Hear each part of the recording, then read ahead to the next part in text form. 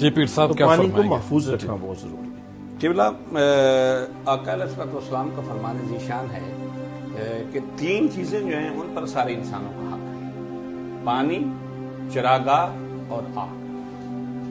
اس پر کوئی پابندی نہیں لگا سکتا کہ کسی ایک نے اگر پانی کا کوئی انتظام کیا ہے تو دوسرا اس سے پی نہیں سکتا۔ ہائے ہائے، اور تینوں باتوں پہ لڑائی ہو رہی پوری دنیا اور تینوں باتوں پہ پوری دنیا میں لڑائی ہو رہی ہے۔ اور فقہا نے باقاعدہ قبلہ 2 ٹرم استعمال کی ہیں فقہائے کرام نے کہ ایک چیز ہے پانی کا پینا، حق الشرب، اور ایک ہے حق الممر، یعنی پانی گزارنے کا۔ ہمارے دیہاتوں اور پنڈوں کے بھی یہ ماحول ہے کہ وہاں سے ایک شخص نے اگر پانی گزارنا ہے نا تو دوسرے اپنے راستے سے پانی نہیں گزرنے دیتے۔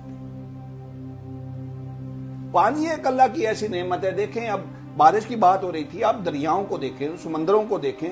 دریاؤں میں تو فقہا کا اتفاق ہے کہ دریا کا پانی جو ہے اس سے آپ جو ہے وضو بھی کر سکتے ہیں اور دیگر ضروریات کے لیے بھی استعمال کر سکتے ہیں۔ سمندر کے لیے دیکھیں جن ممالک میں پانی نہیں ہے جیسے آپ فرما رہے تھے، ان سے پوچھیں کہ پانی کتنی بڑی نعمت ہے۔ صحیح بات۔ سعودیہ دیکھیں، یو اے ای دیکھیں، وہ سارا سمندر پہ انہوں نے پلانٹس لگائے ہوئے ہیں، وہاں سے ہم نے فلٹریشن، شکرے بھی ہیں اصل میں، اللہ معاف فرمائے۔ سچی بات ہے۔ تو وہاں سے وہ فلٹریشن کر کے اور انہوں نے فلٹر لگائے ہوئے ہیں، پلانٹس لگائے ہوئے ہیں، اور پانی کو وہاں سے وہ لے کر پورے ملک میں استعمال کرتے ہیں۔ اور اس وہ آپ سوچیں ان کو کتنا ایکسپینسو پڑتا ہے۔ ہمیں تو پانی جو ہے بیش بہا یہاں جو ہے حاصل بھی ہے، اور جیسے ماحول ہے دیکھیں اب برسات کا پانی، ہمارا یہ حال ہے ملکی لیول پہ، اگر برسات کا موسم آ جائے تو پانی ہم سے سیو نہیں ہوتا، اور اگر برسات کا موسم چلا جائے تو ہمیں پانی ملتا نہیں۔ دبئی کے اندر جو شروع میں درخت لگایا گیا ہے وہ پاکستان سے درخت گئے اور پاکستان سے مٹی گئی، صحیح بات۔ یعنی کتنے حالات مشکل تھے۔ جی عرفات شریف میں بھی ایسے ہی، عرفات میں بھی پاکستان سے درخت جا کے لگے۔ تو میں کہہ رہا تھا ہمارا ملک جو ہے ایک زرخیز ملک ہے، زرعی ملک ہے، یہاں زراعت کے لیے ہمیں پانی کی بہت زیادہ ضرورت ہے۔ شریعت نے تو یہاں تک جو ہے وہ حکم دیا ہے کہ اگر آپ کا زرعی رقبہ ہے اور اس کو آپ پانی سے جو ہے سیراب کرتے ہیں تو اس کو بھی پانی اوور نہ کریں، اتنا نہ سیراب کریں جتنی زمین کو ضرورت نہیں ہے، اس کو پانی سیو کریں اس کا۔ اور پھر دیکھیے، اور یہ اب ہو رہا ہے سولر سسٹم کے ذریعے، سولر کہ سسٹم، ہم اس کو آن کر کے بھول جاتے ہیں اور پانی زمین سے ختم ہو سکتا ہے، دوسری بات دیکھیے، کہ اس کا بل کی فکر نہیں ہوتی۔ دوسری بات دیکھیے، ایک چیز اور بہت ضروری ہے، ہم نے پانی کو گندا ہونے سے، آلودہ ہونے سے بچانا ہے۔ بہت ساری ایسی ضروریات ہیں، سائنسی طور پر بھی سائنسی اس سے فوائد دیے جا سکتے ہیں۔ ہم نہروں پر جو ہے چھوٹے چھوٹے پلانٹس لگا سکتے ہیں، بجلی گھر بنائے جا سکتے ہیں، چھوٹے چھوٹے شہروں میں آپ پرووائڈ کر سکتے ہیں پانی سے بھی۔ اور ہمارا یہ حال ہے کہ اگر چھوٹی سی نہر کسی شہر یا محلے سے گزرتی ہے، سارے محلے کا کچرا اٹھا کے اس میں ڈال دیتے ہیں۔ ایسے اگر کہیں سے جی آپ فرمائیے۔ کوئی بڑی نہر گزرتی ہے تو ساری فیکٹریوں کا گند اس میں ڈال دیتے ہیں۔ اب بھائی اس پانی کو جانوروں نے بھی استعمال کرنا ہے، وہ پانی زراعت کے لیے بھی مضر ہے، جانور تو چھوڑے زراعت کے لیے بھی، زمین کے لیے بھی مضر ہے۔ صحیح۔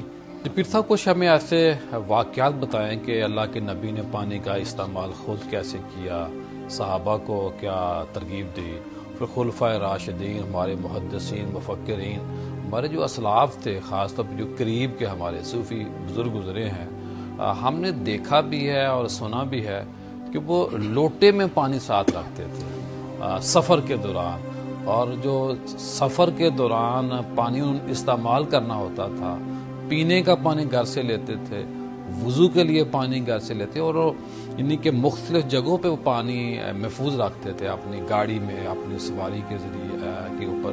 تو کیا فرمائیں گے؟ قبلہ پیر صاحب، میں اسی طرف ہی آنے لگا تھا، میرے ذہن میں یہی بات آئی تھی۔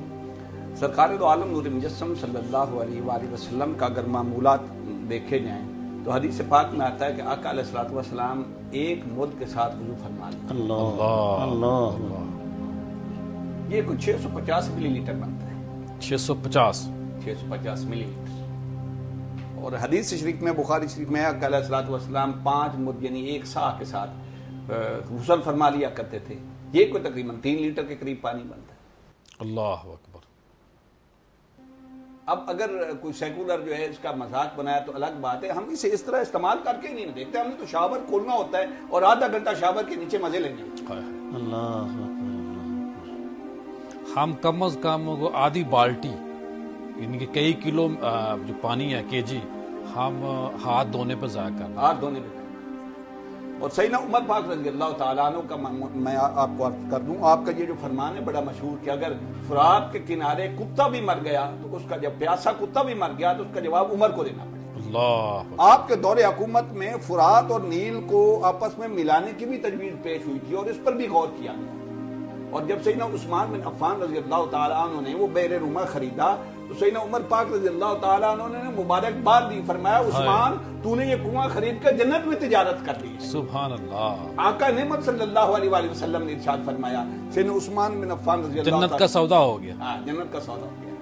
آقا نعمت صلی اللہ علیہ وسلم نے خود ارشاد فرمایا جو یہ بئر رومہ خرید کر مسلمانوں کے لیے وقف کرے گا میں اسے جنت کی ضمانت دیتا ہوں، اللہ اسے جنت عطا فرمائے گا. پھر آپ نے یہ کنواں خریدا تو سرکار دو عالم نور مرسم صلی اللہ علیہ وسلم نے فرمایا عثمان نے بئر رومہ خرید کر مسلمانوں کے لیے وقف کیا ہے، حدیث کا مفہوم ہے. اللہ رب العزت نے جنت میں انہیں کنواں عطا کیا. سیدنا مولا کائنات رضی اللہ تعالیٰ عنہ علیہ السلام آپ پانی پر اکثر گفتگو فرمایا کرتے تھے اور فرمایا کرتے تھے کہ پانی کو صاف رکھو، اگرچہ کھڑا پانی ہو یا بہتا پانی ہو، یہ صرف جسم کی پیاس نہیں بجھاتا، تمہاری روح کی بھی پیاس بجھاتا ہے، اس سے تمہاری روح کو بھی طہارت ملتی ہے. سبحان اللہ. امام اعظم ابو حنیفہ رضی اللہ تعالیٰ عنہ آپ کے معمولات دیکھیے، آپ جب وضو فرمانے لگتے تو آپ اس قدر احتیاط فرماتے تھے، میں نے پڑھا اور میرے رونگٹے کھڑے ہو گئے کہ آپ اپنے جسم سے نیچے گر تو آپ پانی دیکھتے تھے کہ پانی کے کتنے قطرات میرے جسم سے نیچے گر رہے ہیں اور یہ زمین پر گر کر ضائع ہو جائیں گے. کسی نے کہا کہ اس قدر آپ احتیاط کیوں کرتے ہیں؟ فرمایا کہ ایک ایک پانی کا قطرہ اللہ کی میرے پاس امانت ہے جس کا مجھے جواب دینا پڑے گا. اللہ. امام مالک ہر چیز جو نعمت ہے اس کے بارے پوچھا جائے گا. امام مالک رضی اللہ تعالیٰ عنہ کے معمولات دیکھیے، جب مدینہ المنورہ میں بارش ہوتی اور امام مالک رضی اللہ تعالیٰ عنہ دیکھتے اور بلکہ جو ہے ان کے معمولات میں اگر آپ وضو فرماتے تو آپ زاروں قطار رونا شروع کر دیتے. فرماتے یہ شہر نبی ہے، میں شہر نبی مدینہ کی گلیوں میں پانی کو ضائع ہوتا نہیں دیکھ سکتا، یا نہیں پانی ضائع ہونا چاہیے. اللہ اللہ اللہ.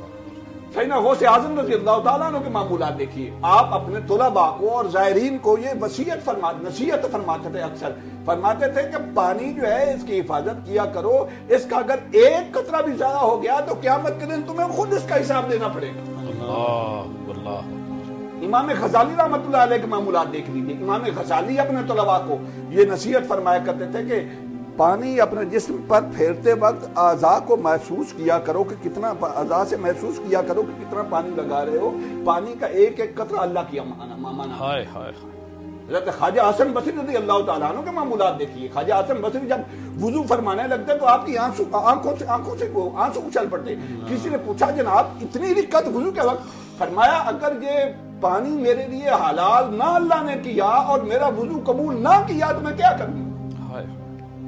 پھر دیکھیے میں ایک آدھ بات اب کر کے بات ختم کرنا چاہتا ہوں. یہ امام غزالی ہیں، حضرت خواجہ نظام الدین اولیاء کو دیکھیے. خواجہ نظام الدین اولیاء فرماتے تھے وہ شخص بڑا ناشکر اور بدبخت ہے جو پانی کا ایک گھونٹ بھرنے کے بعد الحمدللہ نہ کہے. فرماتے تھے یہ پانی ایک ایسی نعمت ہے جب انسان کے پاس نہ ہو تو اس وقت انسان عاجز ہوتا ہے، اور انسان اتنا ناشکر ہے جب اسے پانی مل جائے تو اللہ کو بھول جاتا ہے. اللہ اللہ.